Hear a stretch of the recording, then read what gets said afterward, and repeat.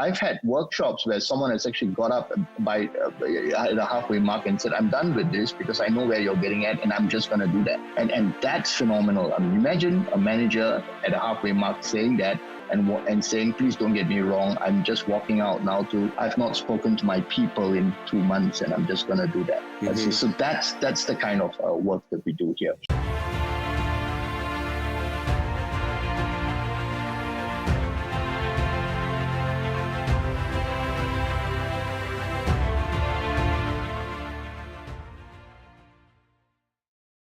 What is up, Impact Heroes? Welcome back to the show. I'm your host, Rick Ornelas. Thank you for spending some time with us today because we know time's a valuable resource and we're going to make it worth your while.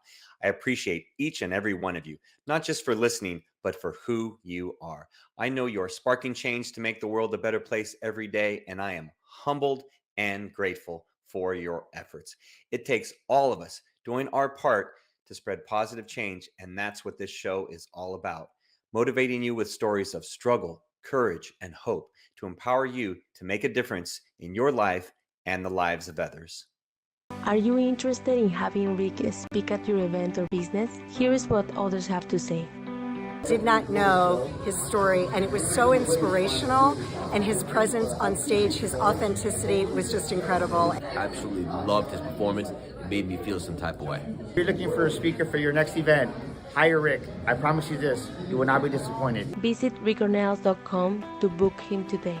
Welcome back, Impact Heroes. Today we have the pleasure of speaking to our latest iSpark Chain social impact hero, and you are in for a treat this week. Our guest today is a true change maker. Over the past 3 decades, he's been empowering senior leaders to transform their organizations with a focus on people and culture.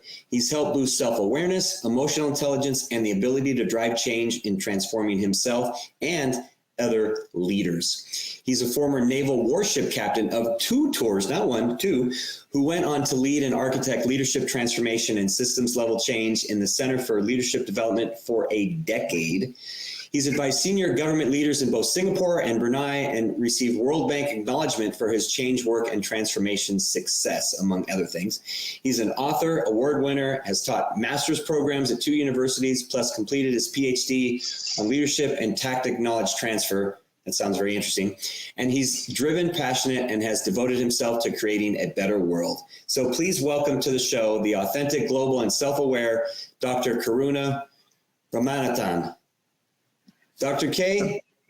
Good morning, Rick, and thank you for having me on this show. It's a real privilege to be sitting in this chair right now at 6 a.m. in the morning, just talking to everyone out there. I'm just amazed at the opportunity. Thank you.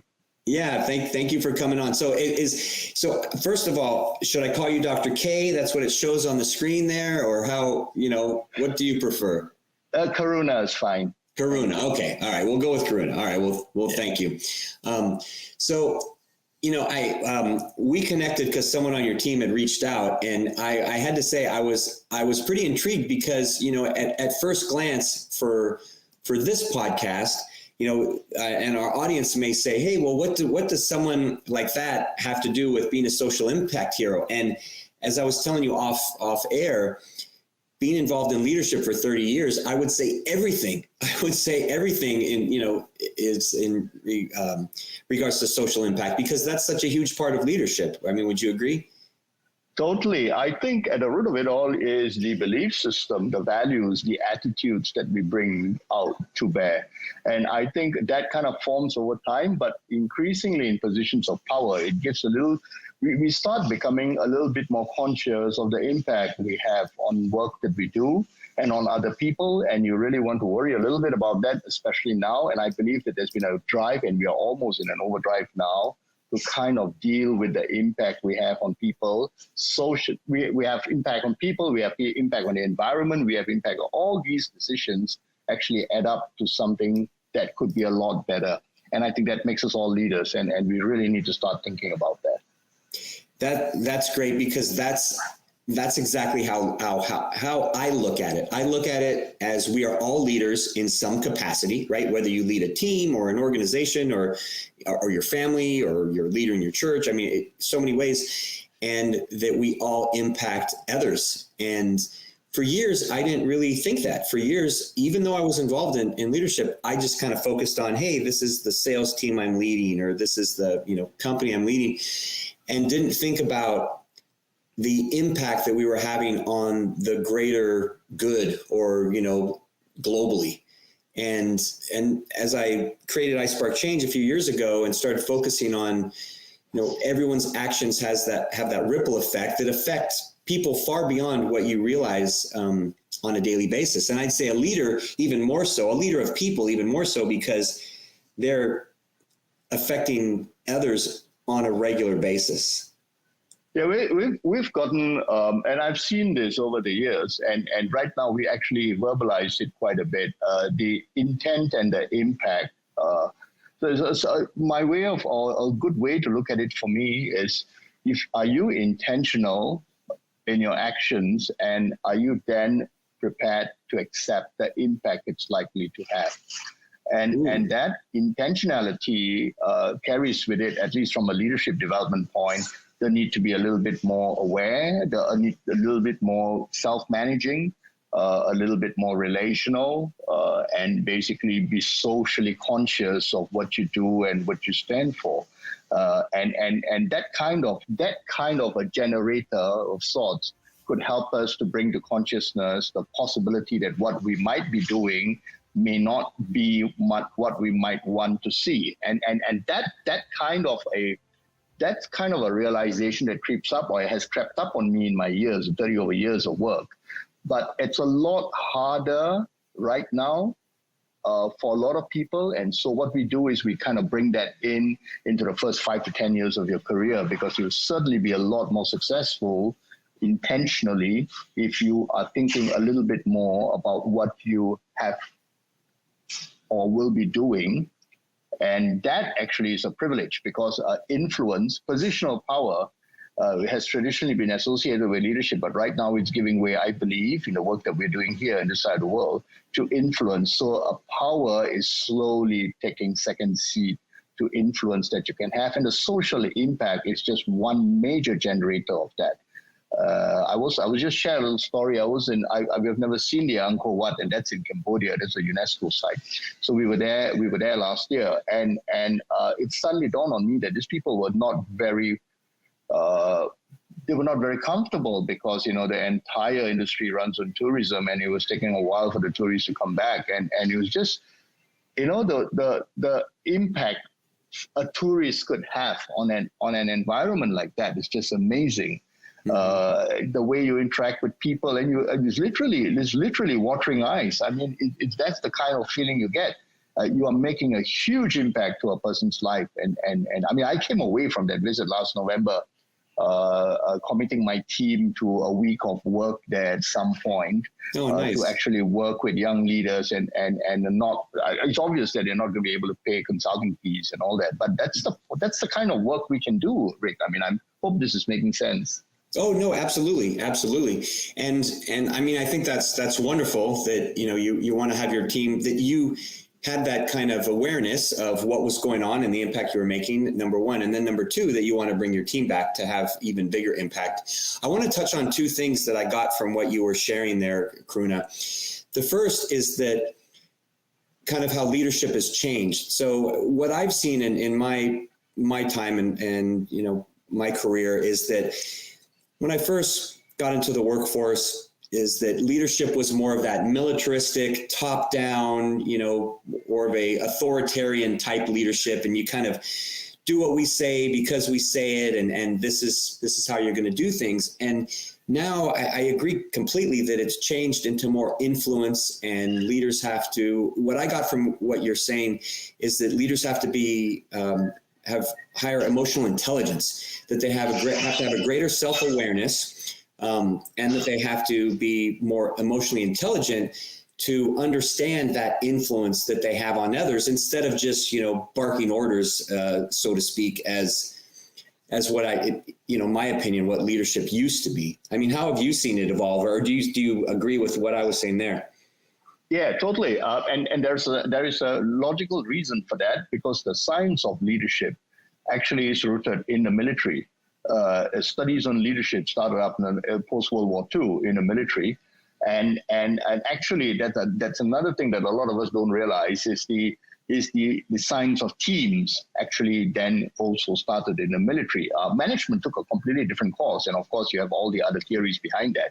But moving on, the two started merging as we started becoming a little bit more globalized. There were different practices, and it was all these coming together. But for a long time, leadership has simply been about power, positional power, and it still is, because in an organization, things are organized and management manages. And so people in positional power default to a leadership style that is naturally command, control, downward looking, upward aligning. And that's management school 101. I mean, basically any MBA would teach you that. But this is what I think has changed over the last couple of years. We are starting to come to terms with the complexities inherent at work, at home, even when we travel, all that risk, all that effort we need to make.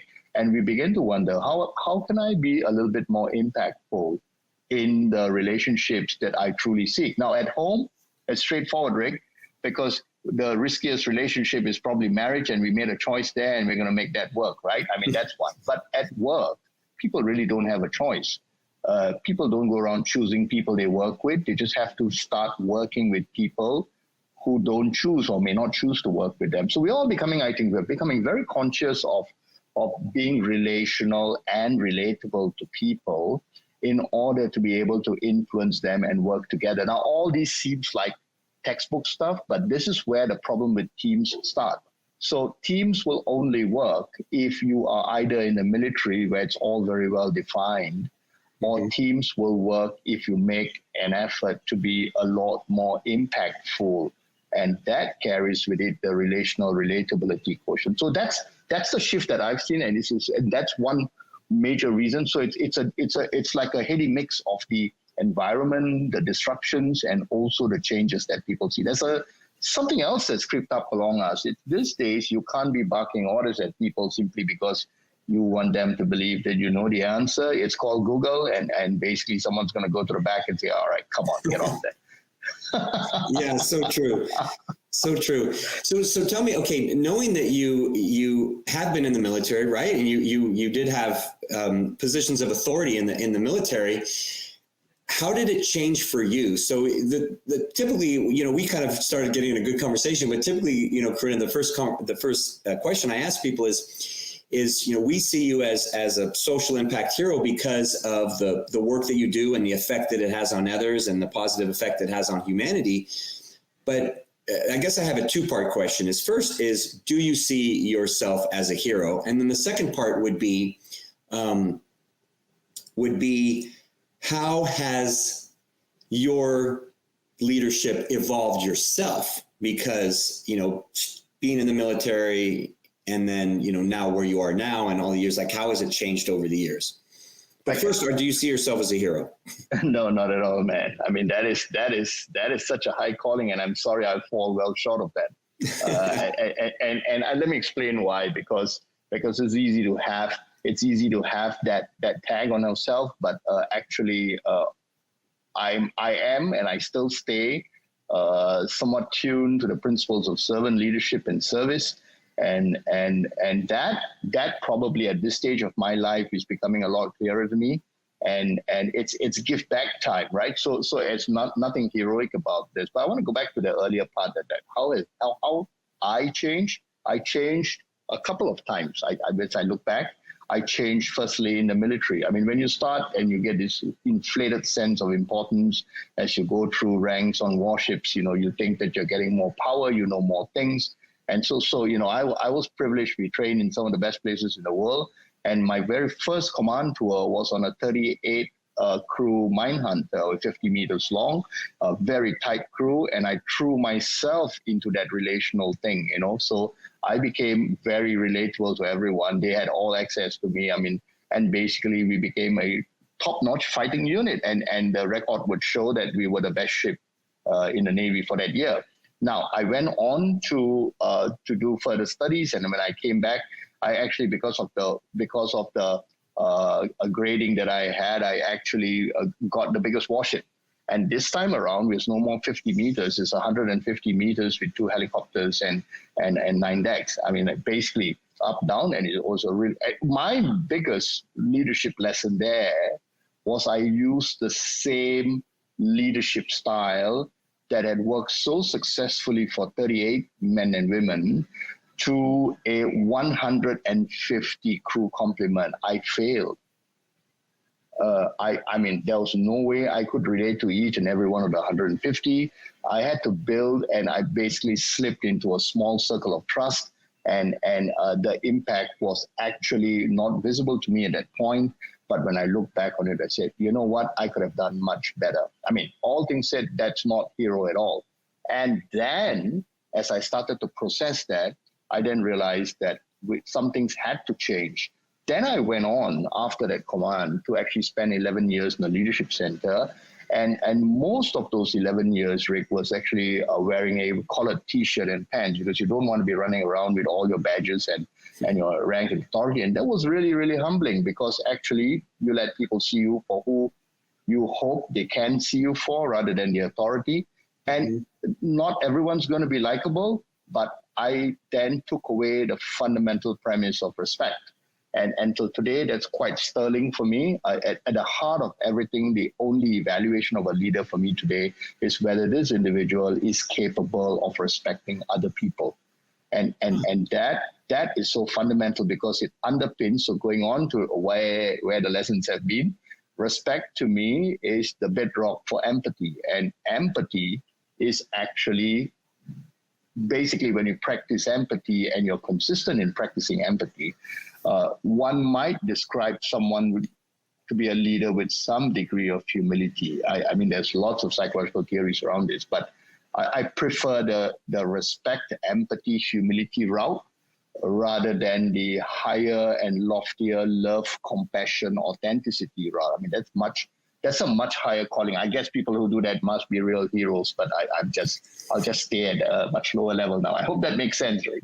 No, it does make sense. And I would say, I'll try to convince you, Karuna, that you are a hero, because with our definition, we use an acronym on the podcast that a hero, they honor their purpose, as is the H for hero. And I think by doing the work that you're doing, by helping to make others better leaders, by, being a humble servant leader and having empathy, then that in itself is, by our definition, is heroic. Thanks. And even just having a positive influence on others that you talked about at the very beginning, I see that as being heroic, because I believe that, just like you said, that we all influence one another, and we all can influence each other on a regular basis, that we can all be heroes on a regular basis, that every day has, each individual on this planet has the ability to be heroic by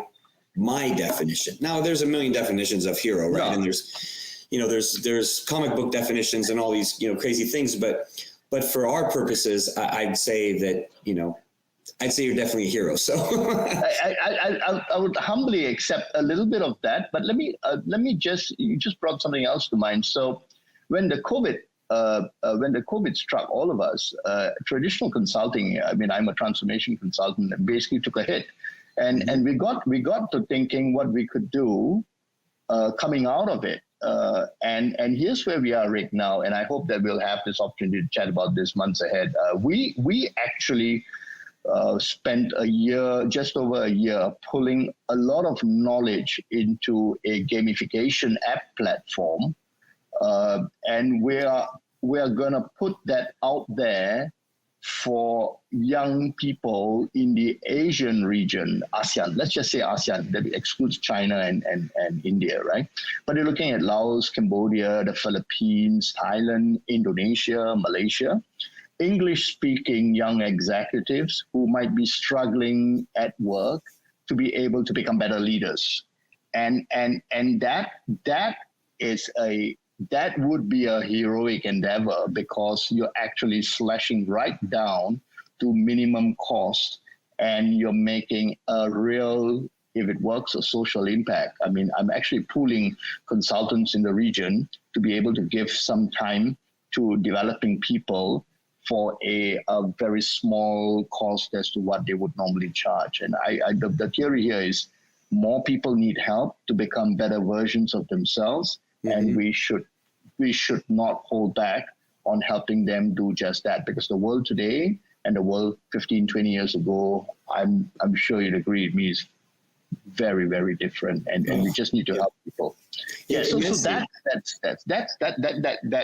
platform's called Change Leader. It's going to be launched in the second half of the year, and I'm hoping that it would actually have an impact socially on how managers work with people in all these countries. And I think it will. And thank you for sharing. Thank you for sharing about that. And it's interesting that you talk about gamification, because that's one of the great ways to engage people. Especially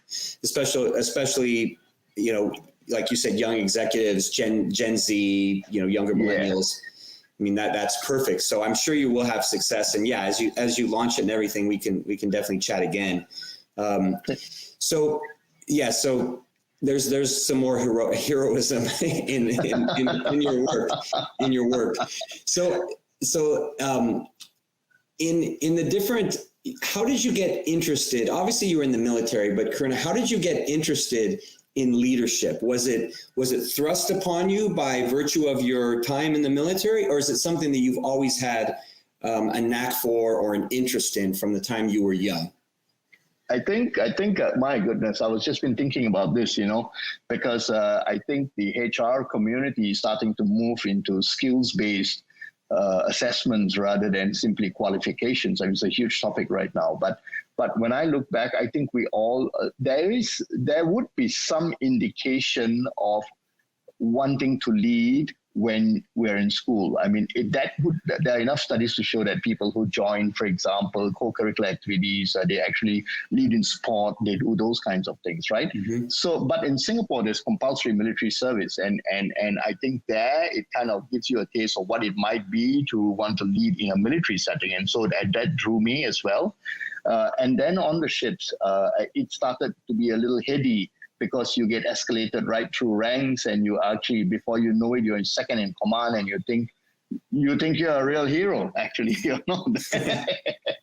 You're a hero within very narrow confines of say the warship, right? Okay. I think my first jolt came as I went from one successful ship to another extraordinary complex ship, and that kind of I kind of got to thinking as to what I could have done a lot better. This was when I was 37, 38. And I realized that I did not have quite the impact I thought I did on people. And then the offer came along, because my kids were young and I'd stepped out of the ships by then. And the offer came along to stay in the military and join the new leadership center.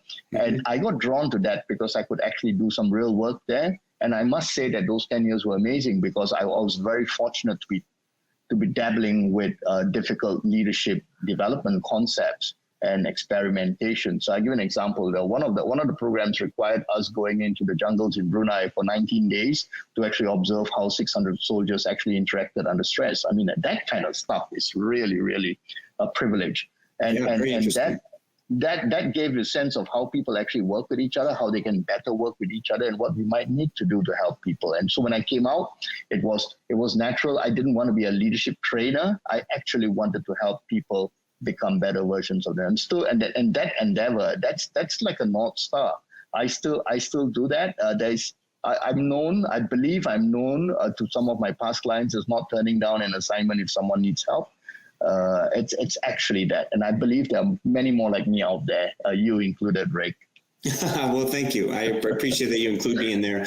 And that to me, what I'm getting from that, Karuna, is that to me says you kind of created your purpose over your career. You were interested in leadership and you were involved in there, but you created that purpose. So what would you, and I know that word is kind of thrown around and it's something that, I've had to create in my life. And I used to think that people find it, but, now I feel that you create it. You end up creating purpose in your life.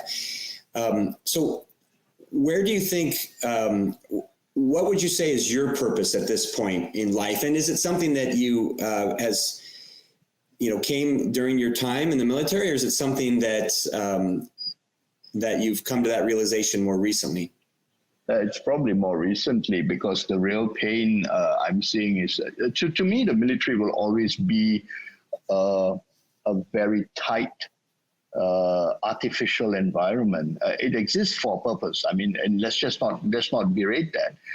But everything there is probably very ordered and at best complicated. And you have good men and women who are actually chosen to lead.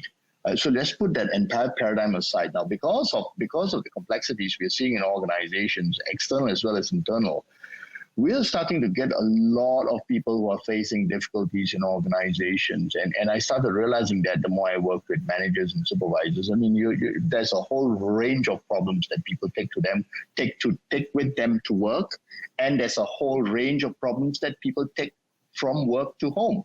And helping them deal with that. So I would say my purpose right now is to help every manager become a better leader. And that's my way of giving back, because they don't have to attend leadership programs and courses. It's just that one touch opportunity to actually say, hey, think about this. And that's why this podcast this session with you is so interesting, because I can just say, if you only need to think about one thing, what might that be? It would be work with people whom you decide would respect you, and you would then respect others. I mean, that's the kind of tweak I would like to make.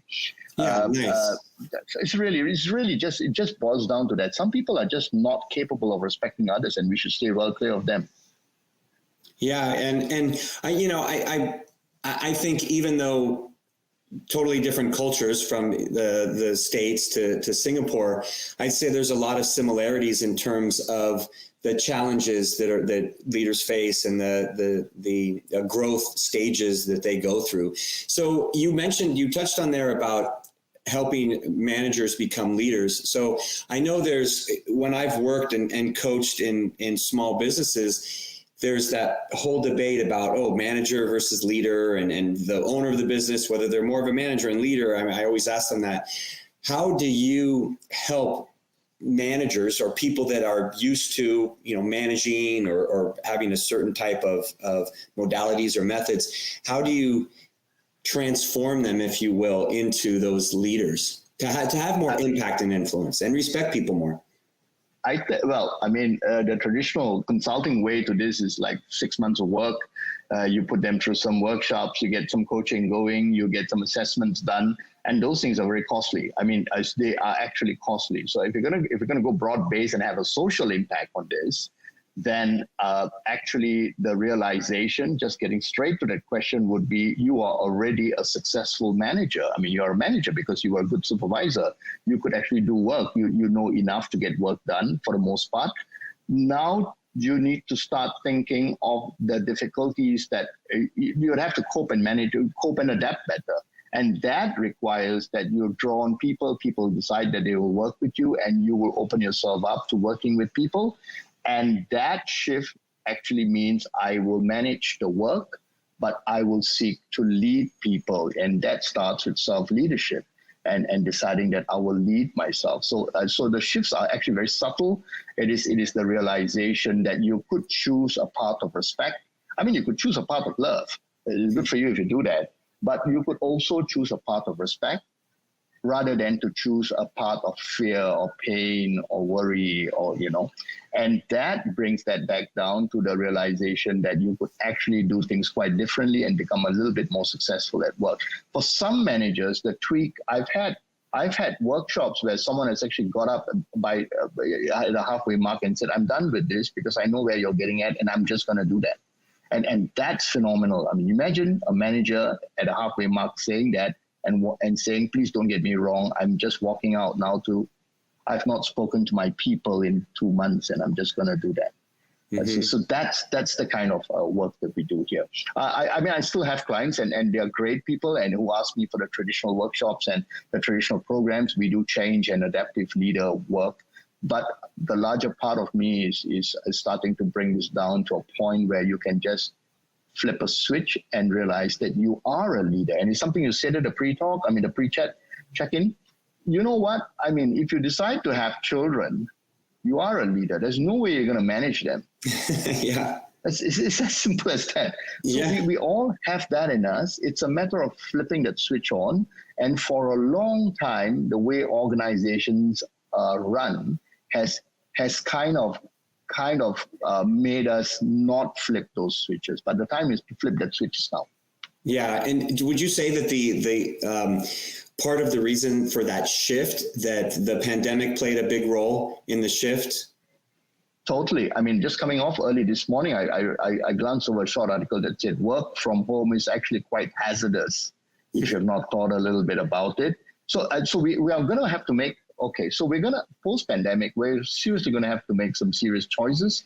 And those choices carry with it commitments, as that commitment would carry with it certain risk and effort. I mean, it's as simple as that. And therefore, we have an opportunity to impact people. We just have to be more intentional about it so that we don't get blindsided like I did, years ago, not thinking that their position was going to impact people. It's not. It's the influence that you need to grow around people. And it gets a little harder if your personality or your psychological needs don't sit well, but there's also opportunities to do that. I think everyone is I believe everyone's capable of change. And I believe that all managers can and are already leaders. We just have to flip the switch.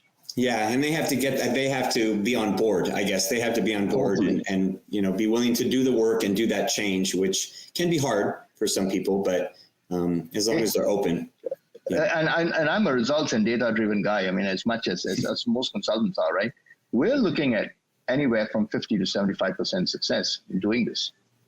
Yeah, that's good. The traditional returns are actually 8 to 25%. So I can understand why there's a lot of hesitancy in doing this. But the power is not in the HR department, or the power is not in the training and development departments. The power is in each and every manager. Yeah, and I say that's the mental shift, I guess, that people need to make and realize that they have control over their own destiny and their abilities and everything. Totally. And that I'd say just in my career, I've noticed that some of the younger generations, they have the ability to make that mental shift a little quicker than maybe, like Generation X or baby boomers, whereas, Gen Z especially can make those mental changes quicker than some previous generations, I would say. That's obviously going to be an alternative way of looking at that, mate. I mean, seriously, we get to stages in our life where I'm 59 this year, so basically you know that, hey, so what's life really worth thinking about? And you start thinking about your purpose in life, and you start thinking about the way in which you can, just how much of gratitude, you've accumulated basically for people, and have you shown enough of that? But if I rolled it back to 25 or 30, I empathize with the younger generation. I mean, my kids are 30 and 27. It's like there's a level of distraction that they're facing is amazing. I don't think we've been able to cope. They are they are significantly more cognitive, which means that they can process it faster. It's like going from YouTube to TikTok, right? I mean, you can immediately get it, right? But I'm not so sure that the cognitive emotive balance is clear enough for them, as it would be for someone having like 30, 35 years of work. So I now become a bit more emotive about my work now, and put that cognition away and said, what is my real purpose here? What am I trying to do? How is this day going to be different from any other day? And if I had only 1 hour to live, and if I was looking back, would I have said that this was an hour well spent? I mean, have we gotten to that level of understanding, which is, I think, almost near impossible for someone in their 30s to pick up. I agree with you. I agree with you there. I think the for sure, because you need that life experience, you need that time, you need that work experience. I think what I was getting at is that they're a little more open to change, and maybe because they've seen the world change so much in such a short period of time, where it was a little slower for us, those changes. So they see changes like so rapid. So they're maybe a little more open to that change. But it doesn't make it easier. It doesn't necessarily make it easier. No, it's not easy. It's not. Yeah. Actually, the more difficult programs we run is how young people could actually work with the more mature workforce. It's not the other way around. I mean, with the mature workforce, you can actually press a couple of buttons and we could get to purpose, we could get to impact, we could get to leading it well, but with young people, it's always, wait a minute, it's that whole attention deficit, it's a big problem there. Interesting. So what would be the most impactful advice you would give to a young person starting out, or yourself, or your 25-year-old self? What advice would you give to that person starting out on that leadership journey? Respect everybody. And if you're not capable of it, then ask yourself why. Ooh, that's good advice. That's really good advice. And I think even when people don't respect someone, they never ask that question. They never ask that question right. They just go about and say, oh, I don't like that person. I don't respect them. And they just go about, and then there's never any chance of a relationship. And it reminds me of the quote from Abraham Lincoln, who said, I don't like that man. I must get to know him better. That's exactly where we are right now. And that would bring so much of impact socially. And the world will be full of heroes if we could just make this better. Yeah. Well, that's great advice. Thank you so much. So as we come to the end of our show here, I want to ask you, Karuna, just before I forget, where can our audience connect with you, learn more about you? Where would be the best place for them to find out more about your work? Yeah, I mean, we have the entry website. It's krk.sg. If you just get to krk.sg, you could get there. And you'll probably see some of the work that we do, but we don't broadcast it because we believe in respecting. I mean, there's client confidentiality, but it's leadership work, it's respectful work. So we don't say a lot about it, but you can connect with krk.sg and you can get to me, and I'm more than happy to take calls from anyone anywhere in the world who wants to spend a bit more time on his or her leadership development. Always have time for a willing manager wanting to become a leader. Outstanding. Well, thank you for sharing that. We'll make sure we put that in the show notes. So as one final question that we always ask, because as I said at the beginning, I believe you're a social impact hero by our definition, and you've opened your heart to our listeners. Thank you. And at iSpark Change, we have big goals. So our goal is to positively impact 1 billion people in the next 5 years through our community and our work. And we can't do that alone. So we need the help of impactful leaders like yourself to show others the way, to help others become the best version of themselves and become better leaders. Because a lot of people, they feel, as I once did, that they're too small and they don't make a difference. So as a social impact hero, I'm going to ask you to peer into the future, to look into the future, to look into the iSpark Change crystal ball, and tell me, what can the world become if everyone starts believing that they are a leader and that they have an impact on the future? I think the respect will gear into responsibility, and that responsibility will translate into actions that we can increasingly be consciously proud about. And that, I mean, I don't accept wrong actions within family because we are a team of leaders. And that relatability and relationship with my children and my spouse and my siblings, it stays that way. So imagine a world where this actually percolates and opens up with everyone be accountable and responsible for his or her actions. And that intentionality would bring about good and necessary impact in this already fractionalized world. I mean, there's so many things going on here, and you can't save the world, but I think we can generate humanity in one way or the other. So if you ask me to just pin it down, I mean, I would say every manager is capable of becoming the leader he or she was actually born to be. It's a matter of deciding that you want to get there, and it's not as hard as it looks. Sorry that it's been made that way, but it's not. And you don't need positional power to have influence with people. So I envisage a world where we're only going to get better. And that'll be a beautiful world and an impactful world. So thank you for that answer, Karuna. I appreciate it. And thank you for taking your time today to share your heart and wisdom with our audience. You came in, you over-delivered as I knew you would, and your desire to be impactful is evident. You're filled with passion, determination, and you lead with a heart of service, which tells me you're going to continue to have success in all facets of life. So it's only the beginning of your time as a social impact hero. So thank you for being on the show. My real privilege, Rick, and thank you so much for having me on this. Thank you. Yeah, my pleasure. All right, Impact Heroes, it's our stories that connect us all, and we loved hearing Dr. Karuna's story today. Dr. Karuna, you're not only an inspiring and amazing human being, you are truly an iSpark Change social impact hero. We'll see you all next time. Remember, Impact Heroes, every positive action can be a spark moment that has a ripple effect that spreads far beyond the initial act. So go out there and spark change. Don't forget, if you enjoyed this episode, then please smash that 5-star rating on iTunes or Spotify and leave a review. We value your comments and we want to hear from you in the community.